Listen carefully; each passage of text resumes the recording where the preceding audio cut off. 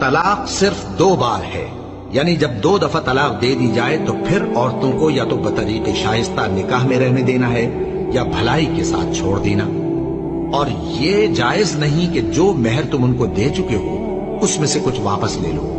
हाँ, अगर जनो शौहर को खौफ हो कि वो अल्लाह की हदों को कायम नहीं रख सकेंगे तो अगर औरत खाविंद के हाथ से रिहाई पाने के बदले में कुछ दे डाले तो दोनों पर कुछ गुनाह नहीं। ये अल्लाह की मुकर्रर की हुई हदें हैं, इनसे बाहर न निकलना।